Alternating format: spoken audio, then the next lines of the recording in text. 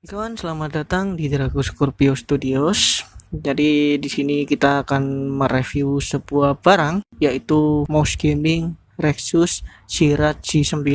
Jika kalian mencari mouse gaming yang enak dipandang, terus juga dipakai juga nyaman dan harganya nggak mahal lah, murah, ini adalah pilihan yang tepat. Sebenarnya barang ini udah saya pakai selama beberapa bulan. Jadi dulu itu mau nge-review tapi kok nggak ada waktu. Kalau kalian lihat kan emang saya udah berapa bulan ini nggak bikin konten. Ya banyak alasan. Dan sekarang saya kembali untuk menghadirkan konten kalian dengan mereview mouse Rexus Sierra G9 ini.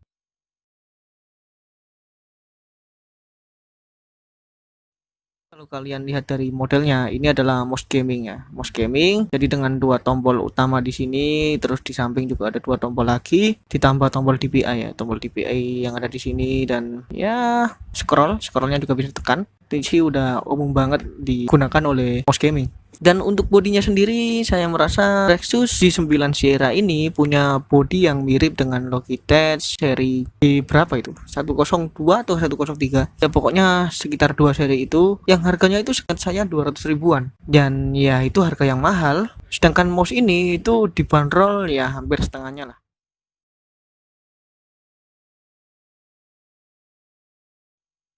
Lalu untuk bodinya sendiri bisa kalian lihat ini semua didesain dengan warna hitam ya, hitam pekat dengan ada bagian yang bukan glossy ya ini bukan glossy tapi bisa dibilang masih ngecap lah, ngecap cahaya begitu.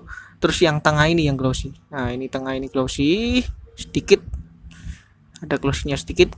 Terus juga ada RGB di bagian Rexus ya, bagian logo Rexus besar ini sama di garis. Wah ini udah keren banget. Terus RGB-nya itu enggak dibikin ngejreng kayak keyboard gaming atau mouse-mouse gaming lainnya. Jadi ini tuh dibikin santuy. Bisa kalian lihat.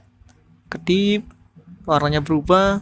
Terus kedip lagi, ya modelnya begitu lebih santuy. Terus selain dari body mouse-nya ya, yang emang udah kelihatan kokoh banget ini, ya bodinya meskipun bodinya ini plastik ya, bodinya plastik, tapi udah kelihatan kokoh karena plastiknya itu yang tebel jadi berkualitas. Juga di bagian kabel ini saya suka, jadi kabelnya itu kabel nilon jadi lebih lentur ya, lentur terus juga nggak gampang ketekuk, enak.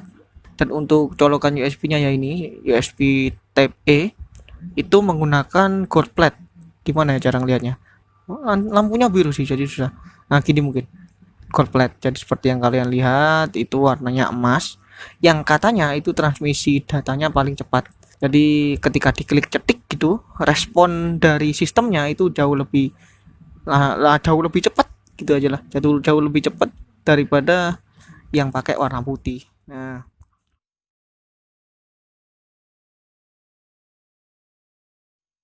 terus setelah membahas bodinya, kita lanjut ke spesifikasi. Jadi yang pertama untuk lampu RGB-nya ini ya. Lampu RGB-nya itu terdiri dari 7 warna. Saya sendiri nggak tahu gradasinya gimana. Pokoknya kadang hijau, kadang biru, kadang juga ungu ya. Itulah. Terus untuk DPI-nya sendiri, DPI-nya itu maksimal 3200 DPI karena saya bukan gamers yang bener-bener kompetitif, contohnya kayak main CS:GO atau yang lain karena memang laptop saya nggak kuat. Jadi ya saya itu pakai buat pekerjaan ringan, makanya kurang begitu paham mengenai fungsi dari DPI ini. Pokoknya yang saya rasakan ya dari mouse biasa, kan DPI-nya tinggi. DPI-nya kan tinggi. Itu kalau digunakan di tempat yang sempit ya, digunakan yang tempat yang sempit, pokoknya fungsi GPI dasar yang saya rasakan itu kalau digeser sedikit saja seret gini itu langsung kursornya itu nyampe di bagian pojok. Itu sih fungsi DPI paling dasar yang saya rasain, dan saya sendiri nggak tahu fungsinya apa di game kompetitif, tapi saya rasa sih itu enak buat misalnya ngarahin kamera gitu, awalnya hadap ke depan jadi digeser sedikit aja langsung hadap ke belakang, kayaknya begitu bagus. Dan untuk DPI nya sendiri 3200 itu bener-bener kerasa. Jadi ketika menggunakan DPI standar dan ya saya kasih tahu juga untuk ganti DPI-nya itu ada tombol DPI di tengah ya, ditekan sebagaimana mouse gaming pada umumnya. Jadi ada DPI yang levelnya itu paling rendah itu ya harus kalau mau ke pojok ya, misal dari tengah harus dikurakin gini dulu. Nah terus ada DPI level menengah yang ini tuh ya lumayan lah, lumayan cepat.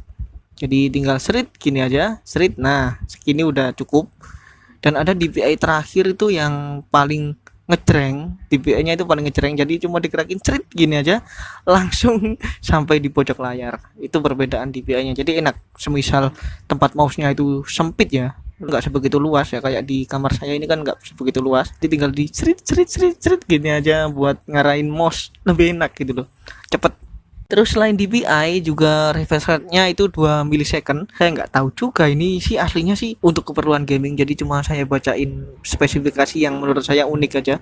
Kalau kalian belum tahu apa itu refresh rate, jadi refresh rate itu adalah kecepatan ketika kita misal lagi nih mau nembak ya, lagi mau nembak, pas kita klik sampai door itu berapa detik, itu adalah refresh rate. Jadi ketik door itu butuh waktu berapa detik mouse ini untuk bisa menyalurkan data dari klikan kita sampai eksekusi door tadi, itu refresh rate. Nah itu sih berguna banget untuk keperluan gaming. Kalau untuk keperluan ya fish atau lainnya sih kayaknya sih nggak begitu penting, cuman ya nggak apa, kita bacain. Dan ini dia ada juga dimensi sama berat, ini harusnya tak taruh di atas, ya udah terlanjur. Jadi untuk dimensinya itu 177, itu mungkin panjangnya itu 177 cm mungkin. Terus 64 itu mungkin lebar, jadi lebarnya 64 cm dan tingginya itu 38 cm. Ya emang kayaknya sih agak gede lah daripada mouse biasa ya, mouse pada umumnya. Cuman ya justru malah enak buat tangan saya yang emang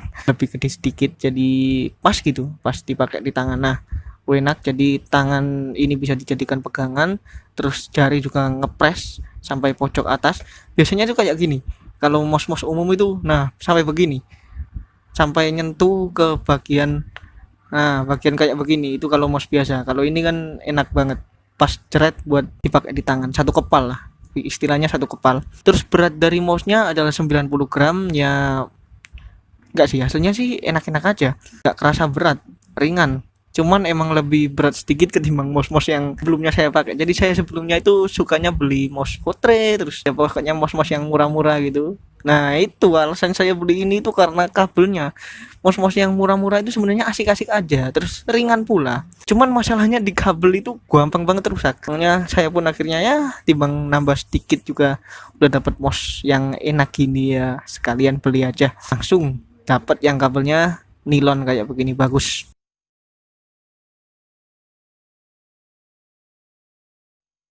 Harganya yang saya dapetin ini berapa ya? 95 atau 98 gitu. Pokoknya harga mouse ini itu berkisar antara 90 sampai 100 ribuan, dan kesimpulannya ya, dengan harga 90 sampai 100 ribuan, kalian udah bisa ngerasain mouse gaming dengan fitur yang kayak begini loh cuy. Tombolnya juga udah lengkap, DPI-nya ya bisa dibilang tinggi lah. Orang digerakin gini aja langsung sampai pojoknya layar. Terus ada keren-kerennya juga ya, RGB, meskipun ya RGB-nya itu nggak ngejreng ya, saya sendiri nggak sebegitu suka RGB yang selalu ngejreng ya. Dan ya ini modelnya emang mirip dengan Logitech ya, Logitech yang harganya 200 ribuan.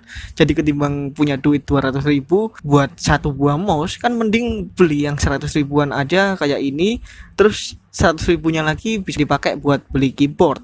Sebenarnya saya itu mau nge-review pas unboxing cuy. Jadi pas boxnya dibuka itu sebenarnya saya udah mau review, cuman untuk saat ini boxnya udah nggak ada di tangan saya, jadi boxnya udah melayang entah kemana ya. Saya pun juga kemarin nggak ada waktu karena tugas kuliah, baru sekarang bisa nge-review. Jadi ya mau gimana lagi, saya akhiri. Terima kasih telah menonton, kurang lebihnya mohon maaf. Wassalamualaikum warahmatullahi wabarakatuh. Selamat bermain dan semoga sukses, sampai jumpa, bye bye.